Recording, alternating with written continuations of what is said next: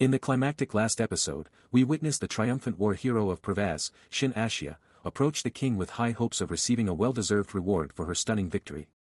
However, in a cunning move to evade giving her any material compensation, the king slyly suggests that Ashya choose a noble from his court as her husband instead of receiving a monetary reward. After carefully considering her options, Ashya boldly selects the dethroned crown prince, Carlisle, as her marriage partner. Surprisingly, Carlisle doesn't reject the proposal. Instead, he agrees, seeing this as an opportunity to further his own future ambitions. In a dramatic turn of events at the chapel, Carlisle passionately kisses the bride, Ashya, sealing their unexpected union. Startled by the sudden kiss, Ashya instinctively bites Carlisle's lip, causing him to pull back immediately. With a commanding tone, Ashya warns Carlisle to behave himself in front of everyone. Undeterred, Carlisle teasingly asks her what he should do if there's no fun and the marriage becomes boring. The priest Gabriel, visibly irritated by their playful banter, sternly remarks that the god Libato is watching and that they should purify their minds and bodies. In response, Carlisle mockingly quips that he's certain Libato would understand the enthusiasm of a newlywed couple. After the ceremony, Ashya decisively orders Decker to return to Pervaz with the rest of the group, instructing him to prepare the Pervaz castle for Carlisle's arrival. As Decker and the group make their way back to Pervaz, they are left with a lingering question: how will they explain all of this to the people of Pervaz? As the group entered Pervaz, a concerned woman approached Decker, eyeing the unfamiliar soldiers with them, and asked, "Who are those soldiers?" Decker took a deep breath and explained the entire situation to the people of Pervaz, recounting what had transpired in the capital. When the inevitable question arose about Ashya's fate after the 3-year period, Decker calmly assured everyone that this was a matter of mutual interest, urging them to bear the fact that Ashya would live with Carlisle for 3 years before they eventually parted ways. A man with a bowl haircut expressed deep concern for Ashya's safety, revealing that they had been attacked several times on their journey to Pervaz. However, the knights assigned to Ashya's group had valiantly protected them from these dangers, ensuring their safe arrival. Another man, with a noticeable scar on his face, speculated that the king himself must have assigned those knights, anticipating the likelihood of such attacks. Decker, however, pointed out the harsh reality: now that Ashya is Carlisle's wife, she has inevitably been drawn into the dangerous web of royal assassination plots and numerous threats. The gravity of the situation cast a shadow over everyone's faces, their expressions growing increasingly somber. Sensing the rising tension, Decker quickly tried to lift their spirits. "There's no point in dwelling on it now," he said with forced cheer. "Let's just hope that when this relationship ends, Ashya gains something worthwhile in return. In the meantime, let's focus on making sure the crown prince has a clean, respectable place to stay. After all, it'll take about a month for him to arrive." A few days later, in the grandeur of the imperial court, Carlisle, with a sly smirk, turned to Matthias and asked if he had any questions, now that he'd be responsible for guarding the southern part of the empire. Caught off guard, Matthias immediately demanded, "Why would I need to protect the south?" Carlisle, his tone dripping with mockery, replied, "Since you're getting the crown prince treatment, you'll need to step into my shoes and do what I've been doing all these years, lying on the battlefield purely to fulfill my duties as the crown prince." With a taunting grin, Carlisle added, "It's nothing major, really. You'll just have to handle the demons that pop up 2 or 3 times a year and manage the occasional minor conflicts." Matthias and the king visibly tensed at Carlisle's words, realizing the harsh reality they were about to face. Meanwhile, Carlisle savored the moment, relishing the fact that they were finally getting a taste of reality. After all, they had originally planned to summon him in the name of service, but his true destination was the extra-legal realm of Pervaz. Breaking the tension, the emperor finally spoke up, shifting the conversation to the budget Carlisle had requested for the military. But Carlisle, ever the provocateur, cut in, asking if the king was referring to the dowry in travel expenses. The king, now clearly annoyed, confirmed, "Yes, that. You're a prince, and you're going to Pervaz with a dowry. But your relocation is one thing, 50 million Veronas is a bit excessive to give to Pervaz." Matthias, trying to downplay the situation, chimed in, "If you threw just 1 million Veronas at Pervaz, they'd be grateful." But Carlisle, not one to let such a comment slide, suggested that Matthias refrain from making such remarks. "You've never experienced war," Carlisle reminded him sharply. "It took Pervaz 28 years to win the war against the Lures. Do you realize how much territory was destroyed in that time? How much money and effort it will take to rebuild? And yet you think 50 million Veronas is too much?" Carlisle stood up with a smirk, his gaze fixed on Matthias. "Looks like my father has a lot to teach you," he remarked coldly, "since poor Matthias has suddenly become the head of the family overnight." With those biting words, Carlisle turned on his heel and left the court, leaving Matthias visibly shaken and worried about his future. Later, in the privacy of his office, Carlisle couldn't contain his amusement. He burst into laughter, recalling the expressions on their faces. They should have seen their dumbfounded looks. They really didn't consider the true weight of military power. Ashya, who was with him, raised her eyebrows in surprise. Military power is a tremendous authority, isn't it? Carlisle nodded, still grinning. It's supposed to be. But the military power I'm talking about is simply the authority to command troops in the emperor's name. The real decisions, the ones that matter, like conscripting soldiers or declaring wars, are entirely in the emperor's hands. Plus, having command authority also means taking on the burden of responsibility for any defeats in battle. If I had been defeated even once, how would they have held me accountable? Ashya, understanding the implications, said, they would have tried to erase you from the imperial records, wouldn't they? Carlisle smiled, impressed by her insight. Exactly, that's clear enough for even a small-town lady like you to grasp. But doesn't it give you a newfound appreciation for your husband? Ashya, with a hint of sarcasm, replied, it must have been a gilded hell. I admire your nerves for not committing suicide. Carlisle raised an eyebrow, unsure how to take her words. I can't tell if that's a compliment or an insult. Without missing a beat, Ashya responded, it's a compliment, and a pure one. Carlisle pondered her words, realizing that if anyone else had said that, it might have sounded hollow. But coming from Ashya, it felt sincere, perhaps because of her straightforward nature. Another voice broke the moment, belonging to a man named Raffles, who had been quietly observing the exchange. In order to be in the same boat, you need to share a purpose, Raffles remarked. But from what I'm hearing, it seems Margravine Pervaz doesn't know anything. Carlisle turned to him, a playful challenge in his voice. Is that what you think, Raffles? By the way, have you two introduced yourselves? This is the first time you've met, after all. He then introduced the man properly. This is Viscount Giles Raffles, my teacher and the man my enemies would love to destroy. I thought he would oppose my marriage more than anyone else. Raffles, his tone dry and measured, responded, while I was away, you fell for the Empress's scheme and blew away your position as Crown Prince. Now, you're forced to change tactics. He then turned his sharp gaze to Ashya and suddenly asked, so, my lady, how much do you really know about His Highness Carlisle? Ashya immediately responded, I know that Carlisle has been the Crown Prince since birth, and that he's the best knight in the Empire. Raffles nodded in agreement, adding, indeed. Carlisle was born under the blessing of the god of war and victory, Aguirres, which is why he has shown exceptional talent in all forms of combat. Ashya, her brow furrowed in confusion, asked, is that really a blessing from the gods? Raffles explained, yes, it's true. The blessing was bestowed in the temple, and Prince Carlisle demonstrated firsthand that it was real.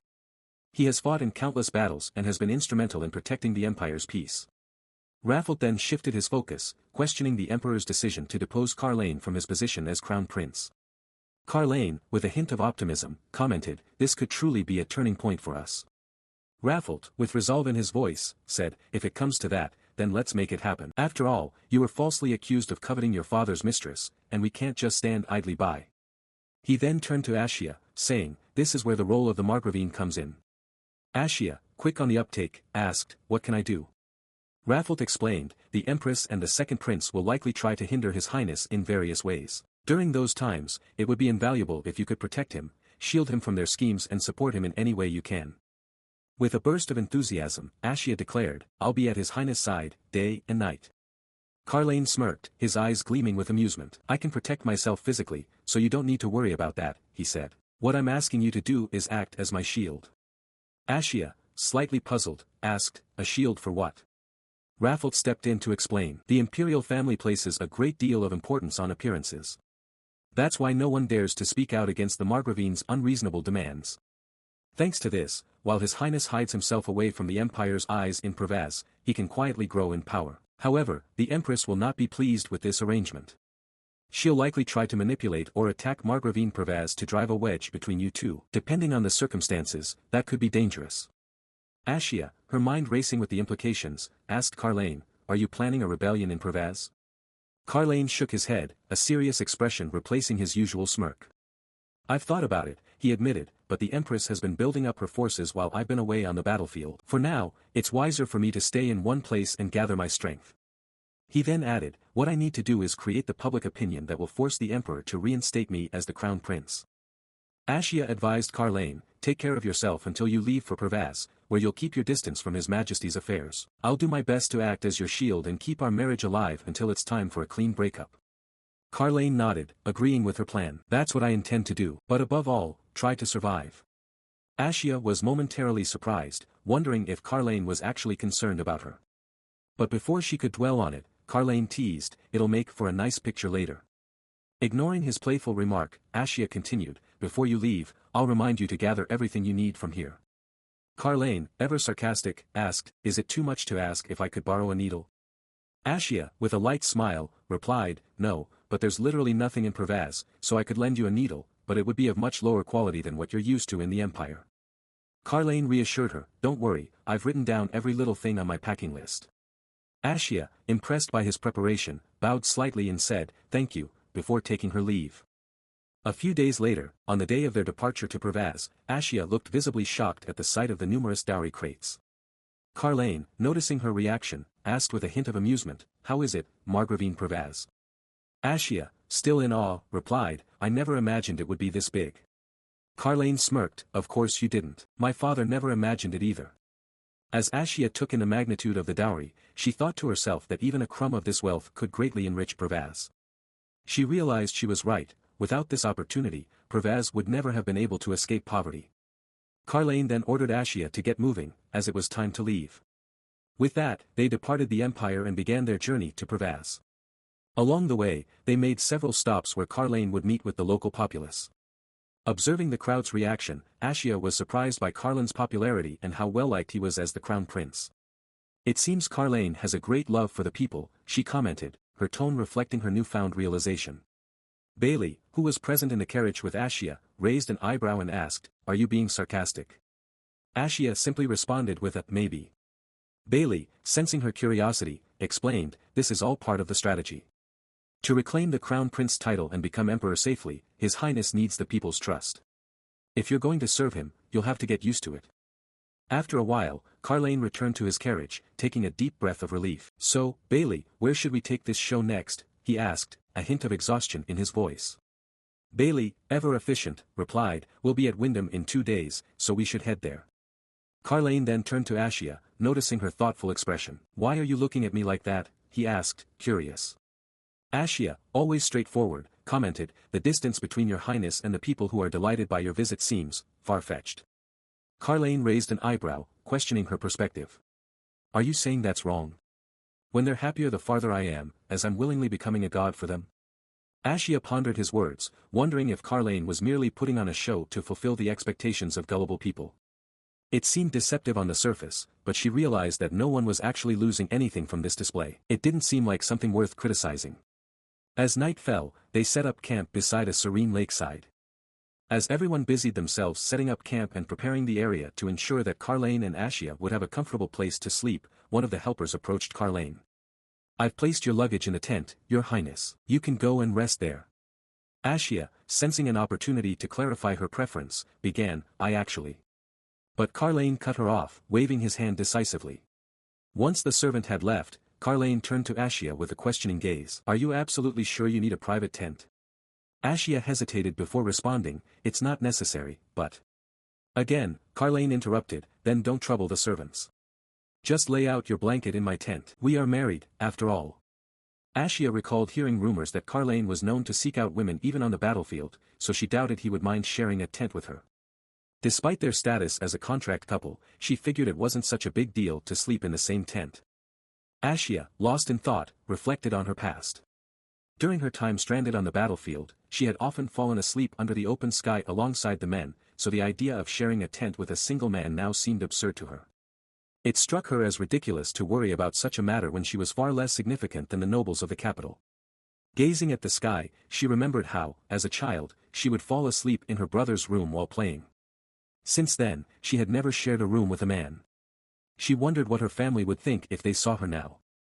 Despite the discomfort, she acknowledged that the arranged marriage had brought a significant influx of resources and money to Pervaz, even though it also placed the region in considerable danger. With a quiet prayer, she asked her ancestors to protect Pervaz. Suddenly, she heard her father's voice in her mind, shouting that she was Pervaz Margravine and that she was the one responsible for its protection. This brought a heartfelt smile to her face as she motivated herself not to feel weak. After all, she was the one who had made the deal with Lord Carlisle. Determined, she plunged her face into the cold lake water, washing it roughly to shake off her doubts. She then slapped herself gently, making a firm decision to see this through as it was the path she had chosen. Unbeknownst to Ashya, Carlisle was hidden behind a tree, observing her. He watched with curiosity as she braved the ice-cold water, wondering how she managed to handle such a challenge with such determination. As he approached the lake after she had left, he marveled at how intriguing Ashya was becoming. Later, as Carlisle entered the tent, he saw Ashya preparing to sleep on the floor. With a raised eyebrow, he asked, "Are you really going to sleep on the floor?" Ashya, unperturbed, replied, "If not on the floor, then where?" Carlisle, with a teasing smirk, commented, "I'm not going to stop you if you enjoy being uncomfortable." Determined, Ashya decided to make do with the floor. As Carlisle began removing his shirt, he remarked, "The water is getting colder as we move closer to the north. It'll be much colder in the fall." With a mischievous glint in his eye, Carlisle added, "Take care of me, whether as a wife or as a temporary servant." Ashya, suddenly attentive, apologized and moved towards Carlisle. She gently took the shirt from his hands, saying, "I might be inexperienced, so I would appreciate it if you could excuse any mistakes." Carlisle, smirking, replied, "I'll excuse them." Ashya then started putting on the new shirt for Carlisle. As she worked, Carlisle found himself puzzled. He had heard that women would be attracted to his physique, but he wondered if that only applied to men. Having spent most of his life on the battlefield, he had never had to undress in front of a woman before. He was bemused by the situation and the unfamiliar feelings it stirred within him. After Ashya finished dressing him, she asked with concern, "Are you feeling uncomfortable anywhere?" Carlisle, clearly displeased that things hadn't gone as he planned, averted his gaze and simply ordered Ashya, "Go to sleep." Ashya, feeling a twinge of annoyance, thought that it seemed like Carlisle was making a big deal out of something that shouldn't be significant. It was just a contractual relationship, after all, so it shouldn't be too hard for him. Considering how many women he must have met, she doubted he would be interested in someone like her. Once the lights were off, Carlisle asked, "Should I cover your back? The mat is cold." Ashya, used to laying a cloak on the ground and sleeping, replied, "This is actually quite luxurious compared to what I'm used to." Carlisle, seemingly interested, abruptly asked, "Tell me about Pervaz." "I'll be there in a few days, so I should know." Curious, Ashya inquired, "What do you want to know?" Carlisle, with genuine interest, asked, "How cold is the winter there?" Ashya thought for a moment and said, "I don't have a comparison, but according to the merchants, it's cold enough to make anyone's vital organs shrink." Carlisle burst into unexpected laughter at her description. Ashya wondered if it was customary in the capital's aristocratic circles to laugh at another person's words like that. Suppressing his laughter, Carlisle asked, "Was it really you who chopped off the head of the Lur chief?" Ashya, with unwavering confidence, replied, "Yes, it was me." Carlisle remarked, "For a Lur chieftain, you must have been quite skilled." Ashya responded calmly, "I wasn't bad, but I wasn't as good as my father. Despite their numerical disadvantage, my father and brothers were all killed. Rakhmasha spent 20 years on the battlefield, sustained by the magic power from the Reaper's necklace, which kept him young." Carlisle commented, "That's what was considered as spoils of war." Ashya continued, "The victory was not just mine, it was made possible by my family's sacrifice. They refused to give up on Pervaz, even when it was on the brink of falling to the barbarians." Carlisle agreed, noting, "The Emir of Pervaz was indeed a great knight. My father had sent him to Pervaz with the intention of eliminating him. The men who went before him barely lasted a year and ended up killing themselves." Ashya added, "My father must have been aware of the emperor's intentions. But if he was going to die, he wanted to make sure he did something about it." The people of Pervaz were unwaveringly supportive of her father's wishes, as he was the only one who refused to surrender and prepared to stand against the barbarians. Carlisle pondered deeply, acknowledging that the emir's refusal to flee in such a desperate situation had undoubtedly forged strong loyalty.